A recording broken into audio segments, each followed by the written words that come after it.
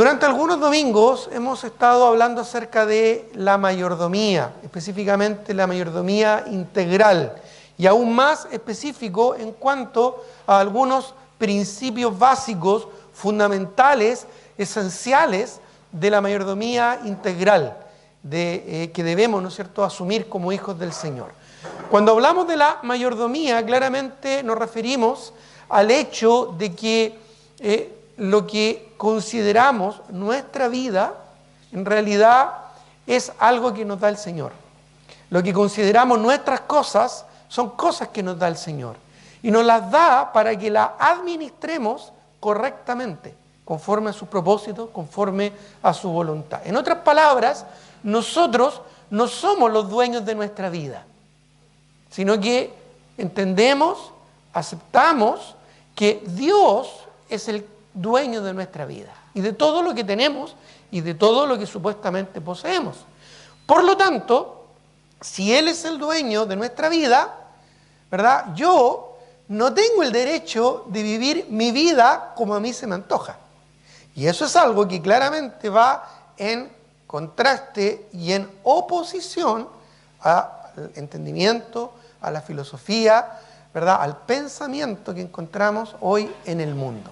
¿Qué es lo que el mundo hoy en día insiste? ¿Qué es lo que el mundo hoy en día señala? ¿Qué es lo que el mundo hoy en día enseña? Bueno, tan simple como que nosotros somos el dueño de nuestra vida y podemos y debemos, incluso tenemos el derecho de hacer con nuestra vida lo que se nos antoje. Y lamentablemente con ese pensamiento y con esa filosofía es el mundo como está actualmente. Cada vez peor, cada vez más sumido en el pecado, en la maldad, en la perversidad y en la violencia. Tristemente, eso es la consecuencia de un pensamiento y de una filosofía de vida mundana. Es lo que vemos a nuestro alrededor. Es lo que ocurre incluso en nuestras vidas cuando nos alejamos del propósito de Dios para vivir vidas egoístas conforme, ¿verdad?, a nuestros deseos pecaminosos, a nuestra naturaleza carnal. Así que claramente nosotros vemos dos puntos de vista totalmente contrapuestos. Por un lado, el mundo te insiste, te enseña y te motiva a que vivas tu vida como tú quieras. Es tu vida y tienes el derecho de hacer con tu vida lo que tú quieras. Eso es lo que el mundo, el sistema de este mundo enseña. En las películas, en los comerciales, en las conversaciones, en las enseñanzas universitarias cimentadas, ¿verdad?, en el humanismo, en los colegios, ¿verdad?, con líneas de pensamiento totalmente alejadas de los propósitos y de los principios de la palabra del Señor. El mundo, ¿verdad?, te enseña a vivir tu vida a tu manera y a hacer como a ti te plazca, con tal de que tú seas feliz, con tal de que tú ejerzas supuestamente tu derecho a vivir tu vida. Bueno, totalmente opuesto, ¿te fijas? Totalmente en contraste. Dios, a través de estos principios básicos de la mayordomía, nos enseña lo opuesto, nos dice, no, Dios tiene el control. Dios es nuestro Señor. Él es el dueño de todo lo que existe. Él es el dueño del mundo y todos los que en Él habitamos. Y Él es el dueño de tu vida. Él es el dueño de mi vida. Él no solo es tu dueño por creación, porque es el creador de todo ser vivo, sino también Dios es tu dueño por redención. Si es que tú has puesto tu fe en Jesucristo como tu único Señor y Salvador. Él murió en la cruz y compró con su sangre tu alma. Por lo tanto, pertenecemos a Él, no solo por creación, también por redención. Nuestro cuerpo incluso no nos pertenece, le pertenece al Señor, ¿verdad? Somos templos del Espíritu Santo, adquiridos, ¿verdad?, con la preciosa sangre de nuestro Señor Jesucristo. Y por lo tanto, todo lo que somos y todo lo que tenemos que administrarlo no para nuestro gozo y felicidad, sino para el gozo de nuestro Señor. ¿Por qué? Nuevamente, porque algún día cada uno de nosotros dará a Dios cuenta de sí. Tu tiempo, tus recursos, tu vida le pertenecen al Señor. ¿Cómo estás viviendo entonces tu vida? ¿Cómo estás invirtiendo tus recursos? ¿Cómo estás invirtiendo tu energía y tus capacidades en este tiempo temporal que nos toca vivir aquí en esta tierra? Porque si somos hijos del Señor, también tenemos que comprender que solo somos extranjeros y peregrinos en esta tierra. Como dice Pablo a los filipenses, nuestra ciudadanía, ¿dónde está? En los cielos, de donde esperamos también al Señor que nos va a venir a llevar a su presencia. Por lo tanto, aquí, como dije, tenemos dos puntos de vista totalmente opuestos. Y en realidad esto tiene que ver con una gran lucha que se está librando.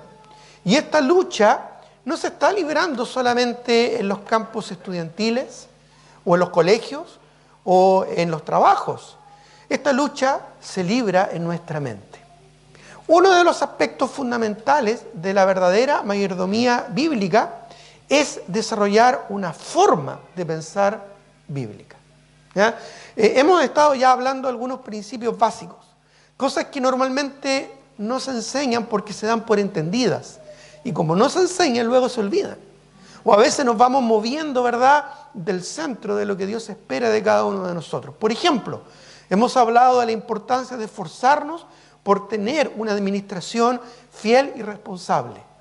Somos administradores y somos responsables de lo que el Señor ha puesto en nuestras manos, porque algún día cada uno de nosotros va a dar cuenta de sí.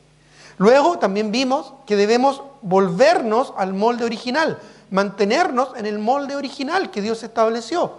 Y eso lo vimos también hace algunos domingos atrás, donde hablamos de las responsabilidades que Dios nos dio, hablamos de los roles que el Señor nos asignó y también hablamos del propósito que Dios estableció para cada uno de nosotros. Son cosas fundamentales, son cosas muy básicas y muy esenciales, pero por lo mismo son asuntos que necesitamos reforzar, para que luego, después de eso, podamos cimentar, ¿verdad?, una madurez, un crecimiento y una edificación realmente bíblica de nuestras vidas como mayordomos del Señor.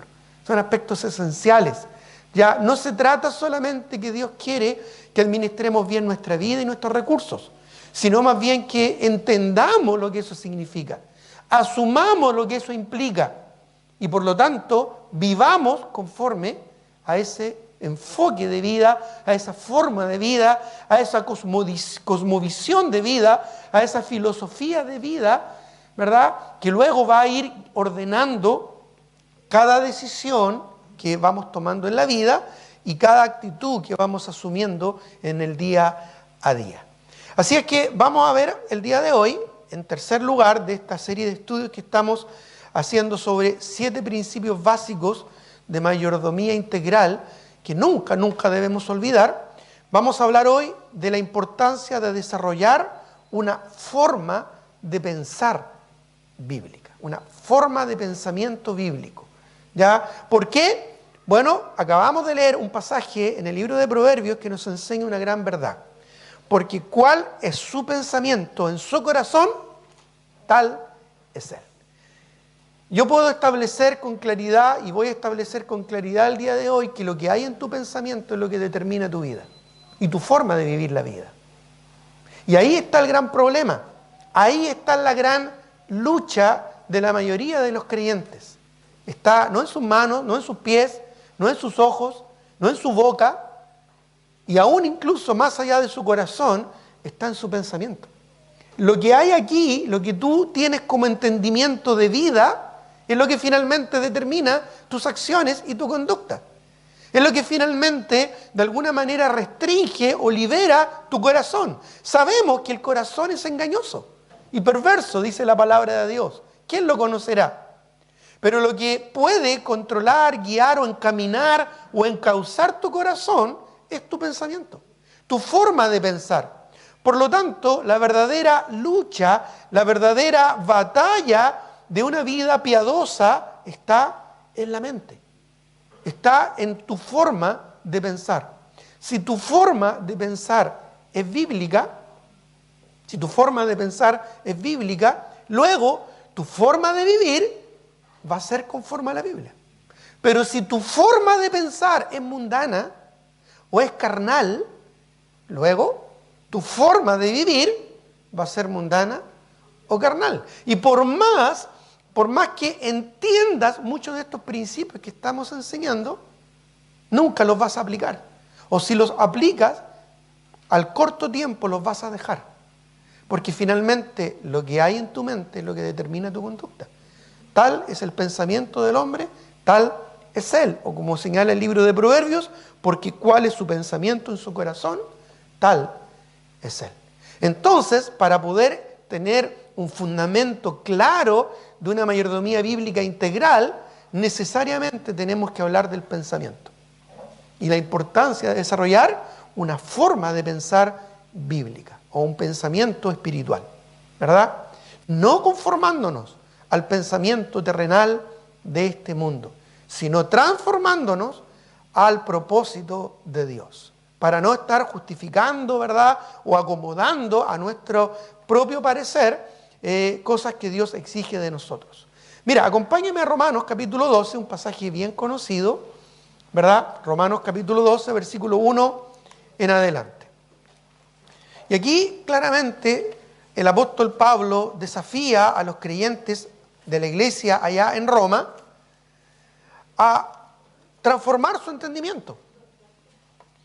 Dice en Romanos capítulo 12, versículo 1 en adelante: así que, hermanos, os ruego por las misericordias de Dios.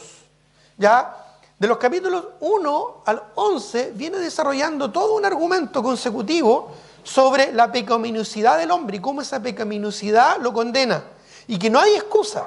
Todos hemos pecado y todos hemos quebrantado la ley del Señor. Algunos han endurecido su corazón y eso, ¿verdad?, les ha llevado a la condenación. Y por lo tanto nosotros con humildad tenemos que someternos a Dios.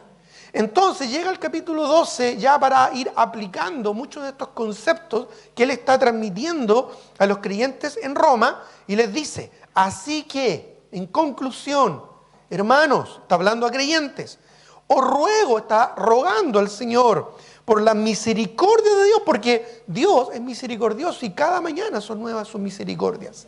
Nos perdona, nos limpia y nos restaura día a día. Podemos fallar, pero el Señor nos levanta. Por la misericordia de Dios, está rogando el apóstol Pablo que presentéis vuestros cuerpos en sacrificio vivo, santo, agradable a Dios, que es vuestro culto racional. No estamos, ¿verdad?, alabando al Señor si nuestras vidas no están consagradas a Él. Y es por eso, ¿verdad?, que Él nos ruega acá en este pasaje, a través de esta exposición a los romanos, que rindamos nuestros cuerpos al Señor, que presentemos nuestras vidas en sacrificio vivo, santo, agradable a Dios, que es nuestro culto racional, con un entendimiento claro, ¿verdad? A eso se refiere un culto racional: rendir nuestras vidas, consagrar nuestras vidas al Señor. Y luego añade en el versículo 2, no os conforméis a este siglo. No se conformen, no se amolden a este mundo, a este siglo, a la corriente de este mundo, conforme al príncipe de la potestad del aire, como dice Pablo a los Efesios, el espíritu que ahora opera en los hijos de desobediencia. Se refiere a Satanás, que guía la corriente de este mundo. No se conformen a este siglo, sino transformaos, dice. Transformaos. Pero ¿cómo el Señor espera que, si estamos, ¿verdad?, en medio de la corriente de este mundo, nuestras vidas sean transformadas? Bueno, porque luego añade: transformaos por medio ¿de qué? De la renovación de vuestro entendimiento. Tenemos que renovar nuestra forma de pensar. Tenemos que amoldarnos al pensamiento de Dios y no al pensamiento del mundo. Tenemos que transformar nuestra mente para que así nuestra vida pueda amoldarse no al mundo, sino a los propósitos del Señor. Y luego añade: para que comprobéis, una vez que mi entendimiento se amolda al propósito de Dios conforme a la palabra del Señor, mi vida va a vivir conforme a eso y va a poder comprobar de una manera empírica, es decir, repitiéndolo una y otra vez, buscando un claro resultado, va a comprobar cuál sea la buena voluntad de Dios, agradable y perfecta. Muchos creyentes anhelan conocer la voluntad de Dios, seguir la voluntad de Dios y mantenerse en la voluntad de Dios, pero no pueden.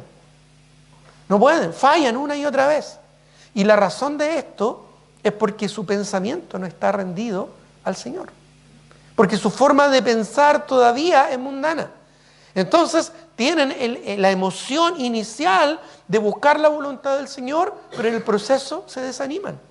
Tienen la intención inicial de hacer la voluntad de Dios, pero en el proceso van concediendo y van justificando pequeñas cosas que luego se van transformando en grandes cosas y que finalmente los alejan de la voluntad del Señor. La voluntad del Señor es algo práctico.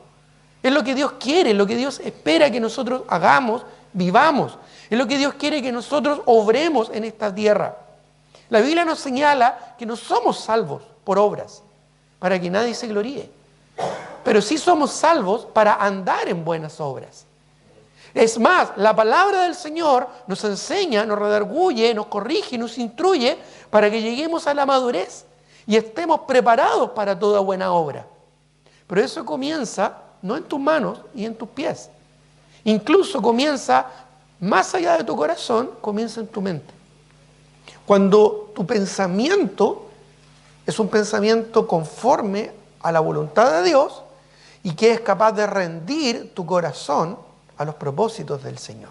El corazón es el asiento de la voluntad, de lo que somos en esencia, y por eso que Dios dice en su palabra, sobre toda cosa guardada, guarda tu corazón, porque el corazón es peligroso, es como el fuego, contenido, controlado, es agradable, pero descontrolado produce un gran quebrantamiento y una gran destrucción. Nuestro corazón necesita estar bajo control, y lo que puede controlar tu corazón son tus pensamientos rendidos a la palabra del Señor. Por eso es que Pablo, ¿verdad?, enfatiza que el sacrificio vivo tiene que ver con la transformación de nuestro entendimiento. Porque si no, aunque tiene otra aplicación, seríamos como lo que Pablo habla a los corintios en 1 Corintios 13. Si yo hablase lenguas angélicas y humanas y no tengo amor, de nada me sirve. Si yo hago sacrificios, ¿verdad?, y vendo todos mis bienes para dar de comer a los pobres y no tengo amor, de nada me sirve. De la misma manera, si es que mi mente no está enfocada en el amor a Dios por sobre todas las cosas, porque ese es el principal mandamiento, amar a Dios con toda tu mente, con todo tu corazón, con toda tu alma y con todas tus fuerzas. Y si realmente mi amor por el Señor no es profundo en mi ser, todo lo que yo haga es vano. Tú puedes hacer sacrificios, honrar a Dios de muchas maneras, tú puedes emocionarte alabando al Señor incluso en tu corazón, pero si tu mente no está transformada, luego tu vida no va a ser conforme al propósito y el plan del Señor. Así es que no tenemos que conformarnos al pensamiento mundano, sino desarrollar una forma de pensar espiritual, bíblica. Mire lo que dice Mateo capítulo 15. Versículo 19. Mateo capítulo 15, versículo 19. Y vamos a buscar varias citas. Ya, si no alcanzas a llegar a alguna de estas citas, simplemente pon atención para no perder el hilo o la idea de lo que estamos compartiendo. En Mateo 5, 19 dice la palabra del Señor. Mateo 5, 19. De manera que cualquiera que quebrante uno de estos mandamientos. Perdón, me equivoqué. Estoy leyendo el 5. Perdón, disculpen. Mateo 15, 19, ahí sí. Mateo 15, 19, ahí sí está. ¿Lo tienen? Bueno, miren lo que dice el Señor Jesucristo aquí en esta enseñanza. Dice, porque del corazón salen los malos pensamientos, los homicidios, los adulterios, las fornicaciones, los hurtos, los falsos testimonios, las blasfemias. Estas cosas son las que contaminan al hombre. Pero el comer con las manos sin lavar no contamina al hombre. Y esto es porque los judíos habían desarrollado todo un ritual de lavarse las manos antes de comer. Ellos habían diseñado todo un ritual para que lo que ellos se pudieran alimentar estuviera limpio. Y insistían mucho en la limpieza ceremonial. Y dentro de lo que ellos insistían en la limpieza ceremonial, no solo era comer cosas santas, sino que además tener una rutina de limpieza ceremonial para que eso fuera santo. Pero el Señor le está diciendo que eso no es lo que realmente puede contaminar el corazón del hombre. Eso no es lo que va a contaminar el interior del hombre, sino lo que sale de su corazón, lo que está en sus pensamientos. Eso es lo que contamina al hombre. No es lo que viene de afuera, por más que comas cosas limpias o inmundas. No es lo que viene de afuera, por más que te laves o no te laves las manos. Es lo que nace, lo que está en tu corazón, porque del corazón salen las cosas malas. Luego, mira, acompáñeme a Jeremías 18:12. Jeremías capítulo 18, el versículo 12. No solo el profeta nos señala que engañoso es el corazón más que todas las cosas y perverso, ¿quién lo conocerá? Él también aquí expresa a la nación de Israel un fuerte llamado.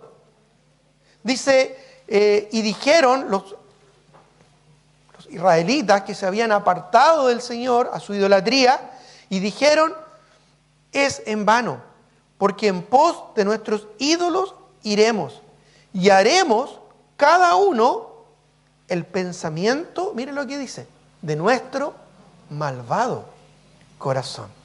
Esto quizá no es algo que nosotros vamos a decir, pero esta misma actitud está en nosotros cuando nosotros nos alejamos de los propósitos del Señor, cuando tomamos decisiones que no son conforme a la voluntad de Dios o cuando cedemos a nuestras debilidades pecaminosas. Por eso es que necesitamos renovar nuestro entendimiento. Mira, volvamos a Romanos capítulo 7, versículo 22. Romanos capítulo 7, versículo 22. Versículo 22 y 23 de Romanos capítulo 7. Dice la palabra del Señor, Romanos 7, 22 y 23. Porque según el hombre interior, me deleito en la ley de Dios, dice el apóstol Pablo, pero veo otra ley en mis miembros que se revela contra la ley de mi mente y que me lleva cautivo a la ley del pecado que está en mis miembros. ¿Cómo se sentía Pablo al respecto? Entendiendo, ¿verdad?, que había algo, ¿verdad?, en su mente que lo llevaba cautivo, lo llevaba prisionero al pecado. Dice el versículo 24, miserable de mí, ¿quién me librará de este cuerpo de mente?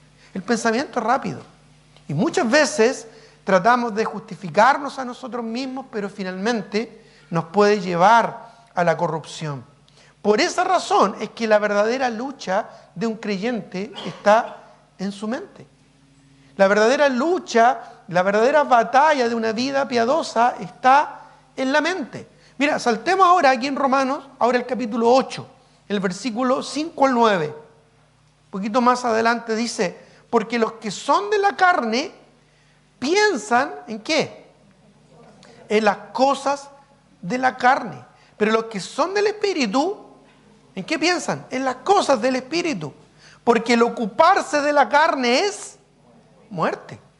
Pero el ocuparse del Espíritu, ¿qué dice? Es vida y paz. Hay un contraste, hay una contradicción y una lucha cotidiana con nuestros pensamientos. Miren lo que dice el versículo 7. Porque, ¿qué dice? Los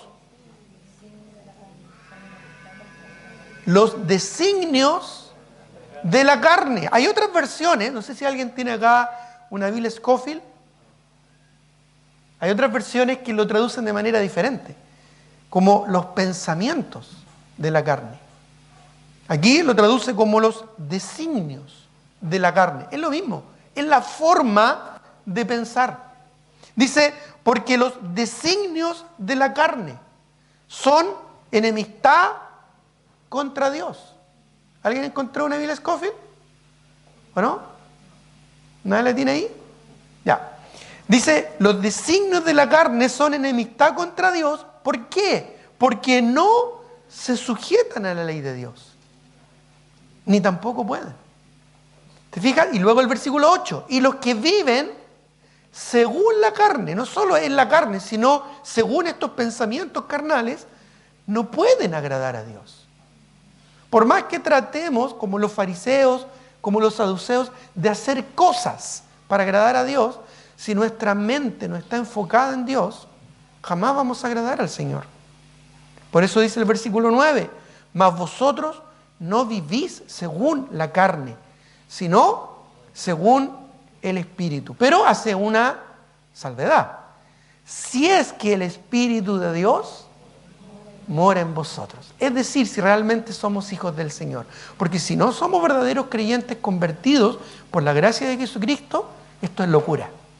Pero si somos realmente creyentes, tenemos al Espíritu Santo morando en nuestro interior. Y es Él quien a través de su voluntad nos guía. ¿Te fijas? El poder del Espíritu del Señor. Ahí alguien encontró una Biblia Scofield. ¿Cómo dice, hermano? Por cuanto la mente carnal es enemistad contra Claro, ¿te fijas? Es una forma diferente solamente de expresar, pero es exactamente lo mismo. Los designios de la mente o la mente carnal. A mí me gusta mucho cómo lo traduce Scofield. ¿Por qué? Porque justamente es eso, la mente carnal, una mentalidad carnal. Ahí está el problema. Los designios de la mente suena algo como muy elevado, algo como medio ambiguo, pero obviamente, ¿verdad? El pensamiento carnal, la mentalidad carnal, la mente carnal, ya es algo que podemos entender o algo que nos confronta muchas veces como hijos del Señor, a huir, a desechar, ¿no es cierto?, esa forma de pensamiento carnal. La verdad es que hoy en día una de las grandes tragedias del cristianismo es justamente eso, que hay muchos creyentes con mente carnal, con una forma de pensar mundana y que no puede, como dice la Escritura aquí en Romanos, agradar a Dios. Por eso es que necesitamos, hermanos, desarrollar una forma de pensamiento bíblico, porque los pensamientos finalmente son los que controlan la conducta humana. No son las circunstancias pueden cambiar, pueden variar. Los momentos pueden cambiar, no son las sociedades, no, es el pensamiento. La batalla cultural, la batalla política, la batalla social de Satanás para guiar este mundo no está, ¿verdad?, en los políticos, no está en las leyes, está en la mente. En convencer a las personas lo que él quiere sembrar en sus corazones. Por eso es que el creyente que va contra la corriente de este mundo tiene que renovar su forma de pensar. Y la única forma de hacerlo es a través de su palabra. Porque la palabra del Señor es la que nos limpia. ¿Con qué limpiará el joven su camino? Con guardar tu palabra. En mi corazón he guardado tus dichos para no pecar contra ti. Ordene mis pasos conforme a tu palabra. Y ninguna iniquidad se enseñoree de mí. ¿Por qué muchos creyentes hoy en día intentan o buscan hacer la voluntad de Dios, pero no pueden? Porque en su mente son pensamientos carnales, porque tienen una mente carnal, porque tienen una mente mundana y no consagrada y renovada por la palabra del Señor. Todo lo van a entender y todo lo van a justificar conforme a sus propias concupiscencias. ¿Has intentado alguna vez de corregir a un creyente carnal? Se justifica por todos lados, como gato de espaldas. Y te va a decir muchas cosas para justificar su actitud, su conducta o su pecado. Todos lo hacen, pero ¿cuál es el problema? Es un poco nomás. O no, pero si todos, ¿verdad? Otros creyentes también lo hacen. No, pero ¿para qué ponerle tanto color? No, pero es muy exagerado. Y muchas excusas para finalmente no rendir el corazón y sobre todo la voluntad a los propósitos del Señor. Los pensamientos, como dije, son los que controlan la conducta humana. Por ejemplo, la humanidad caída antes de Noé, antes que Dios destruyera, ¿verdad?, el mundo por el diluvio, en Génesis 6:5. Génesis capítulo 6, versículo 5. ¿Cuál era la mente en aquellos días? En Génesis capítulo 6, versículo 5. Bueno, dice, y vio Dios que la maldad de los hombres era mucha en la tierra, y que todo designio de los pensamientos del corazón de ellos era continuo solamente el mal. Y el Señor Jesucristo nos dice en su palabra, como en los días de Noé, así será la venida del Hijo del Hombre. Hoy en día, hermanos, estamos viviendo días muy similares a los días de Noé, donde todo designio del pensamiento de los hombres en su corazón era continuamente, solamente el mal. Y eso es lo que vemos hoy en día. Basta comprender las noticias, ¿verdad?, para darte cuenta que es el problema que hay en nuestro entorno. Así también como Israel en sus tiempos de idolatría. Mire lo que dice Primera de Reyes capítulo 18, Primera de Reyes capítulo 18, versículo 21. Primera de Reyes capítulo 18, el versículo 21. Dice, y acercándose Elías a todo el pueblo, dijo, ¿hasta cuándo claudicaréis vosotros entre dos? ¿Qué dice? Pensamientos, dos formas de pensar. Si Jehová es Dios, seguidle. Y si Baal, id en pos de él. Y el pueblo no respondió palabra, porque estaba ahí, ¿verdad?, luchando entre dos pensamientos. Esto es lo que nos dice el libro de Santiago con respecto al hombre o al creyente de doble ánimo. Doble ánimo, porque tienen un ánimo en las cosas del Señor y un ánimo en las cosas de este mundo. Por un lado, justifican sus pecados, su conducta pecaminosa, ¿verdad?, en el mundo, y por otro lado buscan la justicia del Señor y justificarse, ¿verdad?, escondiéndose bajo la obra salvífica del Señor Jesucristo. Se sienten salvados, sienten que Jesús es su Salvador, pero no asumen que Jesús también es su Señor y que Él debe tener el control en nuestras vidas, no nosotros. El creyente carnal siempre está pensando ¿en quién? En sí mismo. Yo tengo derecho a hacer mi vida como yo quiero. Yo tengo derecho a ser feliz. Yo tengo derecho a tomar mis propias decisiones. Yo. Pero el pensamiento del creyente espiritual no piensa así, sino que piensa en el Señor. Mi Señor. Señor, ¿qué quieres que yo haga? Como dijo el apóstol Pablo cuando se convirtió a Cristo. Señor, ¿qué quieres que yo haga? O como dijo Elías cuando recibió el llamado, ¿verdad?, del Señor. O como respondió Samuel, ¿verdad?, cuando recibió el llamado del Señor. O como respondió Isaías cuando escuchó el llamado del Señor y dijo, heme aquí, Señor, que tu siervo oye. O heme aquí, envíame a mí. O heme aquí, ¿cuál es tu voluntad? ¿Qué es lo que quieres que yo haga? En cada caso de la palabra del Señor, el creyente espiritual busca vivir su vida conforme a los propósitos de Dios. Y siempre busca conocer y saber su voluntad. Y no solo sus deseos, sus anhelos o sus propósitos. Por lo tanto, si entendemos que los pensamientos controlan nuestra conducta, entonces tenemos que rendir nuestro corazón y nuestra mente al Señor. Hay tres conceptos que necesitamos entender. En primer lugar, si están tomando apuntes, debemos comprender la importancia de la renovación de nuestro entendimiento. De renovar nuestro entendimiento, es decir, transformar el pensamiento por la palabra del Señor. Transformar nuestra forma de pensar por la palabra del Señor. Ya vimos en Romanos 12, ¿verdad? Así que, hermanos, os ruego por la misericordia de Dios que presentéis vuestros cuerpos en sacrificio vivo, santo, agradable a Dios, que vuestro culto racional. No os conforméis a este siglo, a este mundo, sino transformaos. ¿Por medio de qué? Por medio de la renovación de nuestro entendimiento, para que comprobéis la buena voluntad de Dios, agradable y perfecta. ¿Dónde está la voluntad de Dios revelada? En su palabra. Su palabra, ¿verdad?, santa, es la que nos revela la voluntad de Dios para nuestra vida. Ahí tenemos que irla a buscar. Pero como muy bien dijo un predicador del siglo antepasado, ¿el pecado nos va a alejar de la Biblia o la Biblia nos va a alejar del pecado? ¿Estás cada día buscando la voluntad de Dios en su palabra? Porque quizás si no es así, quizás lo que tiene el control de tu mente y de tu corazón no es la palabra del Señor. El pecado te va a alejar de la Biblia o la Biblia te va a alejar del pecado. Ambas, como estos dos pensamientos contradictorios entre sí, no pueden coexistir.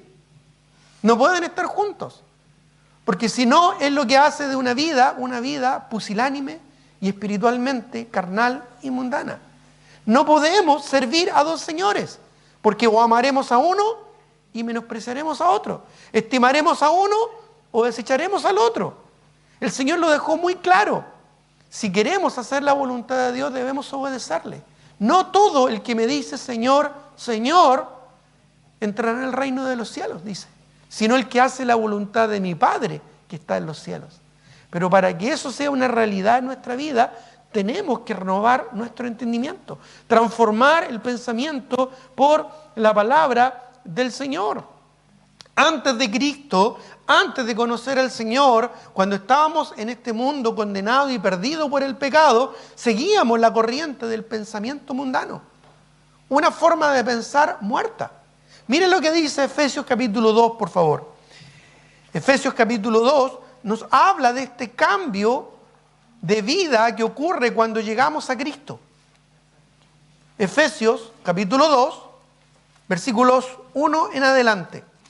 Al 3, por lo menos, para comenzar, dice Efesios capítulo 2, versículo 1 en adelante. Él os dio vida a vosotros cuando estabais muertos en vuestros delitos y pecados. ¿Cómo describe Pablo aquí, al escribir a los Efesios, cómo describe nuestra vida antes de conocer a Cristo? Como una vida muerta, infructuosa, inútil. Dice, estabais muertos en vuestros delitos y vuestros pecados, en los cuales anduvisteis en otro tiempo. ¿Qué dice?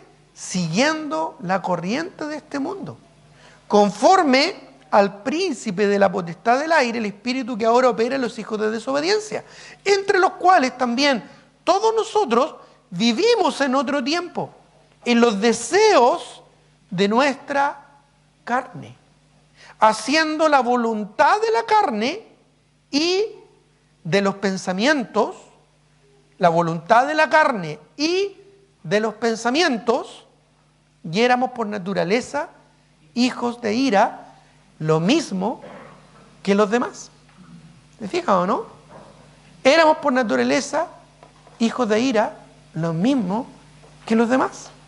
Pero Dios, que es rico en misericordia por su gran amor con que nos amó, aun estando nosotros muertos en nuestros delitos y pecados, como dice el versículo 1 en el capítulo 2, aun estando nosotros muertos en pecados, nos dio vida juntamente con Cristo.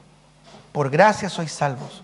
Y juntamente con Él nos resucitó y asimismo nos hizo sentar en los lugares celestiales con Cristo para mostrar en los siglos venideros las abundantes riquezas de su gracia en su bondad para con nosotros en Cristo.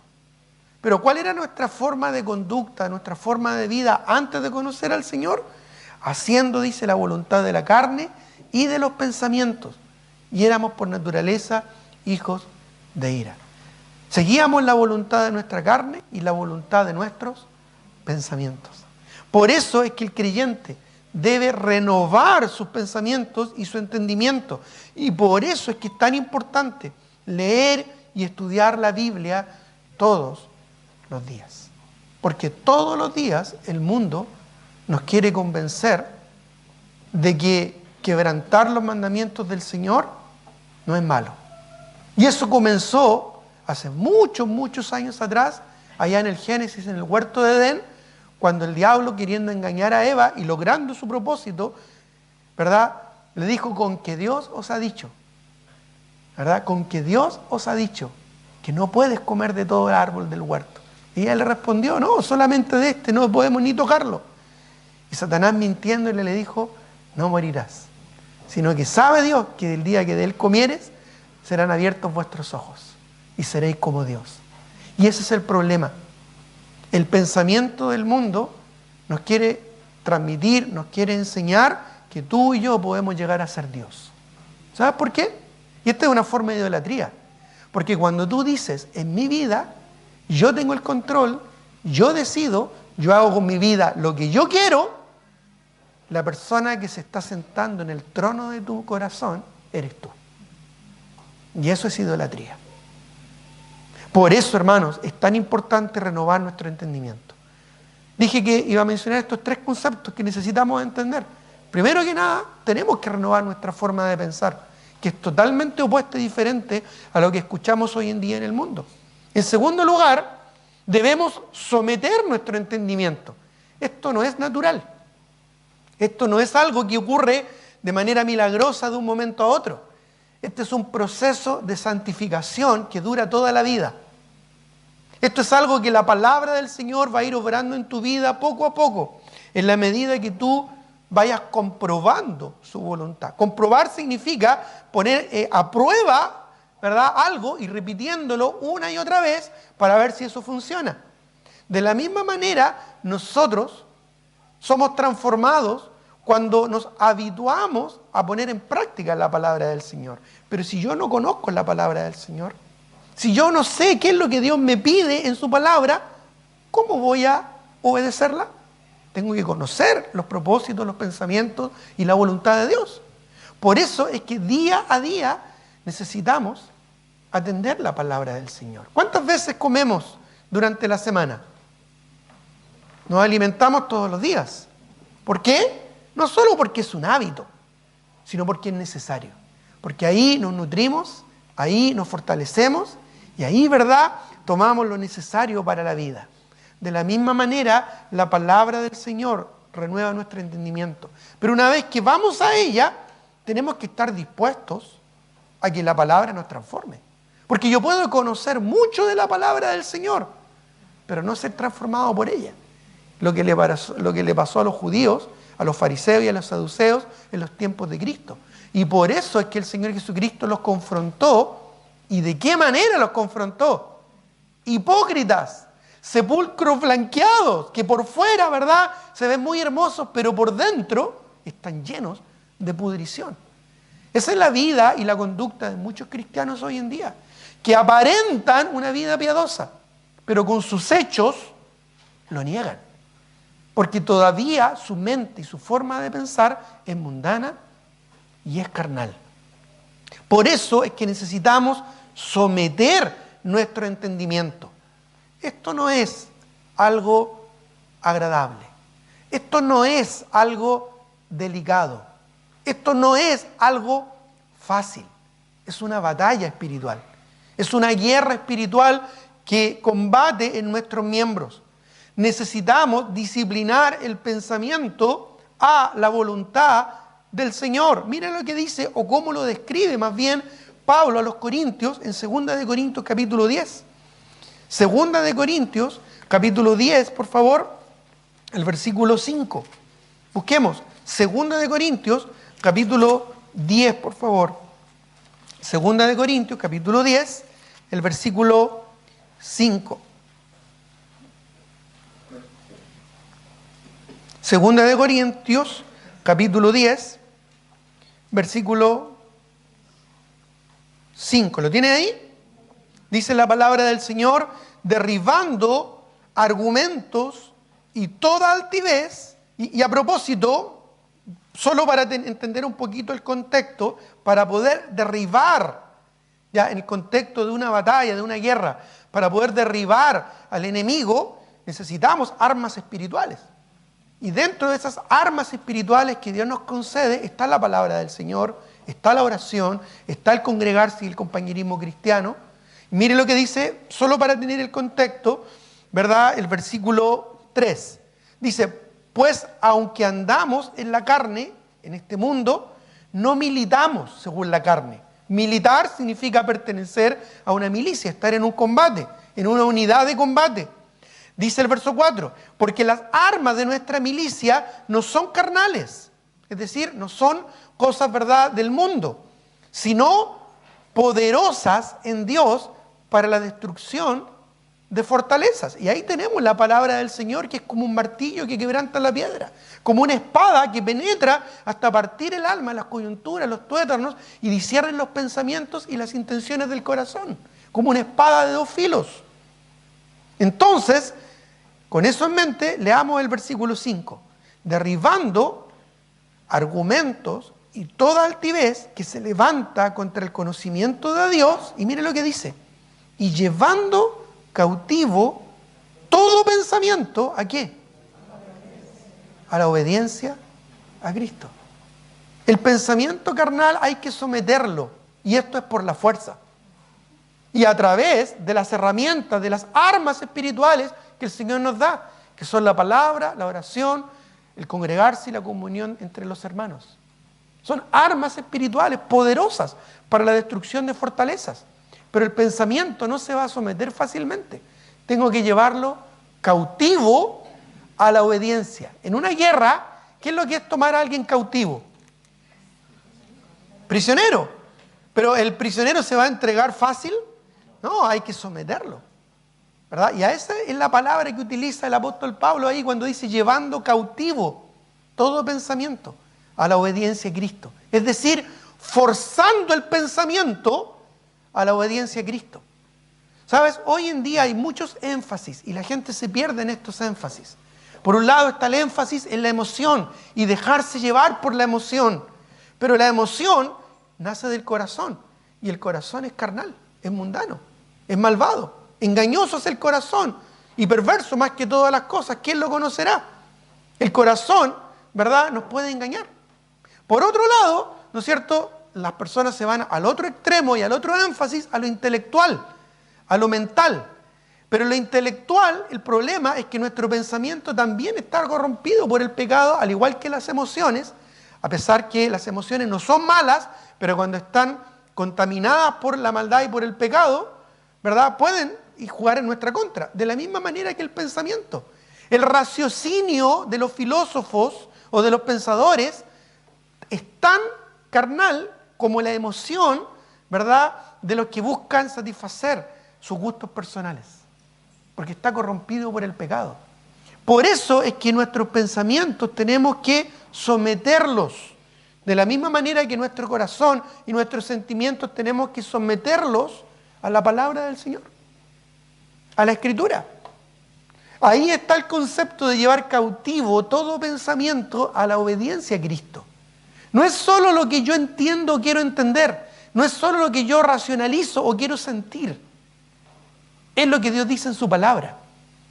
¿Y cómo lo dice? Comparando Escritura con Escritura y acomodando lo espiritual a lo espiritual, no a lo emocional o a lo racional, sino que acomodando lo espiritual a lo espiritual, porque si no estaríamos acomodando lo espiritual a lo carnal, a mis emociones, o lo espiritual a mi raciocinio filosófico. Ese es el gran problema hoy en día entre los teólogos, entre las iglesias. Se enfocan o en el raciocinio o se enfocan en la emoción. Y ahí están, ¿verdad?, muchas iglesias en un énfasis emocional o en un énfasis racional, donde se desarrolla, ¿verdad?, las emociones o las filosofías humanas. Sin embargo, el verdadero creyente bíblico tiene como su centro un elemento externo a sí mismo, que no es su raciocinio, que no es su emoción, sino que es la palabra del Señor. Y allí nosotros tenemos que cimentar nuestro pensamiento. Y tomando la palabra del Señor, llevar cautivo todo pensamiento a la obediencia a Cristo. Y fíjate que dice, llevando cautivo todo pensamiento a la obediencia a Cristo. Porque lo que Dios nos revela en su palabra es para que lo vivamos, no solo para que lo entendamos, es para que lo practiquemos, no solo para que lo sintamos. Dios nos reveló su palabra para poder vivirla y vivir conforme a ella.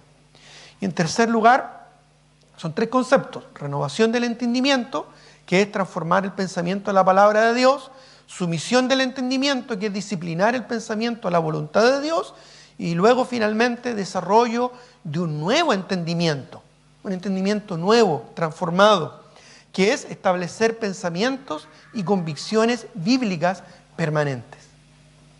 Establecer pensamientos y convicciones bíblicas permanentes. Miren lo que dice Gálatas 5, 16 y 17. Dice, digo pues, andad en el Espíritu y no satisfagáis los deseos de la carne. Porque el deseo de la carne es contra el espíritu y el del espíritu es contra la carne, y estos se oponen entre sí para que no hagáis lo que quisierais. Porque hay una lucha, como ya explicaba, una pugna.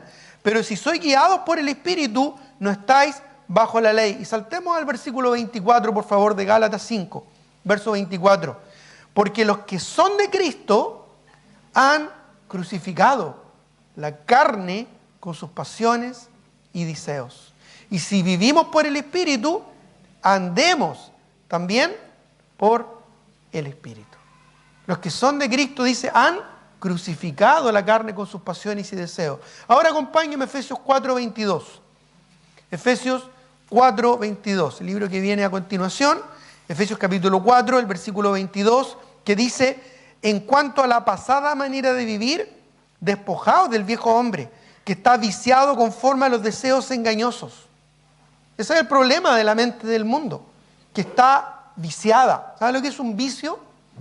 Un vicio es algo que te atrapa y de lo cual después cuesta mucho salir, porque te seduce, te entretiene, te satisface, ¿verdad? Y lo buscas una y otra vez. Y ese es el problema. El mundo lo que nos vende es algo que nos atrapa en el vicio. Dice: despojaos del viejo hombre que está viciado conforme a los deseos engañosos y renovaos, ¿dónde? En el espíritu de vuestra mente. Y vestíos, porque aquí nos dice, ¿verdad?, que no tiene que ver con la vestimenta física, sino más bien dice: y vestíos del nuevo hombre, creado según Dios en la justicia, y como dice, y santidad de la verdad. Debemos renovar nuestro entendimiento y nuestro pensamiento a la voluntad del Señor. Proverbios 15:22, mire lo que dice en el Antiguo Testamento, Proverbios capítulo 15, el versículo 22, dice la palabra del Señor: los pensamientos son frustrados donde no hay consejo, mas en la multitud de consejeros se afirman. ¿Y qué dice Proverbios 20:18, un poquito más allá? Proverbios capítulo 20, el versículo 18, los pensamientos con el consejo se ordenan, y con dirección sabia, ¿qué dice? Se hace la guerra. Es una guerra espiritual en nuestra mente. El campo de batalla es tu mente. El campo de batalla es tu mente. Ahí tú luchas las batallas más arduas y difíciles, más encarnizadas. Y es por eso, hermanos, que necesitamos las armas espirituales que nos da el Señor. Su palabra, la oración, el congregarse y el compañerismo cristiano, para poder llevar cautivo así todo pensamiento mundano a la obediencia a Cristo. Así es que, hermanos, en conclusión, debemos humillarnos ante el Señor y pedirle que ordene nuestros pensamientos. Mire lo que dice, por favor, el Salmo 26. ¿Conoces ese salmo que dice: conoce mi corazón y pruébame? ¿Cuál es? En realidad el Salmo 139 es una cita del Salmo 26, así que busquemos primero el Salmo 26, versículo 2. Dice, estoy en Proverbios, perdón, Salmo 26, versículo 2. Ahí sí, dice la palabra del Señor: escudriñame, oh Jehová, y pruébame, examina. Y por eso quería que fuéramos acá, porque aquí lo describe muy, muy interesantemente. Examina mis íntimos pensamientos. Todos sabemos, ¿verdad? Todos entendemos a lo que esto se refiere, a lo más profundo de nuestro ser. Dice, escudriñame, oh Jehová, y pruébame. Examina mis íntimos pensamientos y mi corazón, porque tu misericordia está delante de mis ojos y ando en tu verdad. ¿Qué es la verdad según la palabra del Señor? Su palabra. Jesús dijo: santifícalos en tu palabra es verdad. Porque Cristo mismo es la verdad. Y la palabra del Señor nos muestra a Cristo. Él dijo: yo soy el camino, la verdad y la vida. Por lo tanto, debemos humillarnos ante el Señor y pedirle que ordene nuestros pensamientos. Ahora sí, vamos al Salmo 139. Salmo 139, del cual, ¿no es cierto?, toma esta cita del Salmo 26. Salmo 139, al final, ¿verdad?, los versículos 23 y 24. Dice: examíname, oh Dios, es lo mismo básicamente, y conoce mi corazón, pruébame y conoce mis pensamientos. El Salmo 26, ¿verdad?, añadía mis íntimos pensamientos, añadiéndole un poquito más, ¿verdad?, de sal a la herida, ya para que nos pique un poquito más, ¿verdad?, esos íntimos pensamientos. Aquí dice: pruébame y conoce mis pensamientos.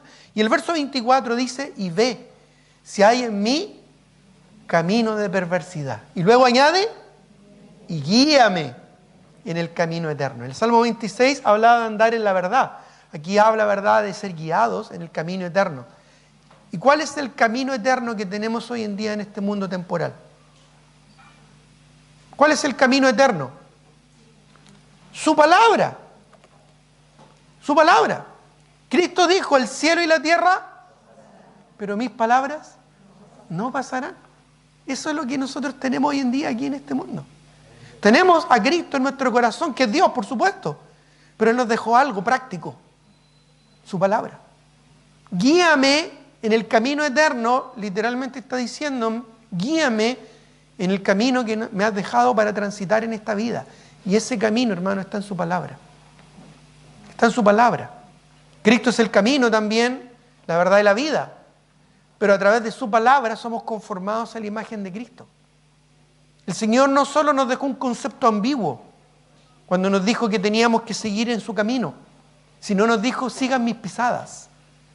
Y eso lo encontramos claramente revelado en su santa palabra. Ese es el camino que el Señor nos dejó para seguir. Lámpara es a mis pies tu palabra y lumbrera a mi camino. Y cuando mi camino está encaminado en la palabra del Señor, voy a ser bienaventurado, como en el Salmo 1. El hombre, ¿verdad?, que halla en la palabra del Señor su delicia y da su fruto a su tiempo y su hoja no cae. Así es que, hermanos, debemos someternos a la palabra del Señor, porque la palabra del Señor es la que confronta nuestros pensamientos. ¿Ya? Cuando tú tienes una enfermedad, una bacteria, un bicho, ¿verdad?, en tu interior, tomas antibiótico. ¿Cuál es el propósito del antibiótico? Bueno, matar, ¿verdad?, esos bichos, ¿verdad? ¿Cuál es el propósito de la palabra del Señor? Bueno, está en Hebreos, capítulo 4, versículo 12. Algunos probablemente se lo sabrán de memoria. Hebreos, capítulo 4, el versículo 12. Incluso lo cité hace un momento atrás. Que dice: porque la palabra de Dios es viva y eficaz. Es viva, y fíjate lo que dice, es eficaz. ¿Quieres algo eficaz para controlar tu mente mundana y tu mente carnal? ¿Quieres algo eficaz para la destrucción de fortalezas, a pesar que se hayan elevado hasta el cielo? ¿Quieres algo eficaz para destruir tus actitudes carnales? Ahí tenemos la palabra del Señor, que es viva y eficaz y más cortante que toda espada de dos filos, y penetra ¿hasta qué? Hasta partir el alma y el espíritu y las coyunturas y los tuétanos, y discierne los pensamientos y las intenciones del corazón. La palabra del Señor es el elemento práctico que Dios te dejó para controlar y llevar cautivo todo pensamiento a la obediencia a Cristo. Debemos volvernos a Dios y al poder transformador de su palabra. Es nefasto dejar de lado la palabra del Señor, porque cuando tú dejas de lado la palabra del Señor, tu vida está expuesta a los vicios de este mundo. Y no me refiero a la droga o al alcohol o a las apuestas, ¿verdad?, mundanas. Cuando me refiero a los vicios de este mundo, me refiero al pensamiento mundano que te atrapa, al pensamiento carnal que toma tu vida y la encamina lejos de la voluntad del Señor. Por eso, hermanos, si queremos comprender la verdadera mayordomía bíblica integral, tenemos que desarrollar una forma de pensar bíblica. Tenemos que meternos en la palabra del Señor, leerla, estudiarla, meditarla y memorizarla. Como dice Josué capítulo 1, versículo 8. Algunos se acuerdan, ¿verdad? Josué 1:8. ¿Qué dice? Nunca se apartará de tu boca este libro de la ley, sino que de día y de noche meditarás en él. ¿Para qué? Para que guardes y hagas conforme a todo lo que en este libro, la palabra del Señor, está escrito. Porque entonces harás prosperar tu camino y todo te saldrá bien. Dios quiere que prospere tu alma, así como tu vida. Y eso solo va a ocurrir cuando tu mente esté controlada por el Espíritu Santo a través de su santa palabra. De esa manera tendremos la fuerza para batallar, para luchar contra los pensamientos carnales, o como dice la mayoría de las versiones, los designios de la mente. La mente carnal puede ser vencida no por los rituales religiosos, no por las conductas piadosas externas e hipócritas. La mente carnal puede ser vencida por algo tremendamente poderoso que nos dejó el Señor: su palabra, la oración y el compañerismo cristiano, para que de esa manera honremos al Señor y comprobemos cuál sea su buena voluntad de Dios, agradable y perfecta. Tengamos un momento de oración.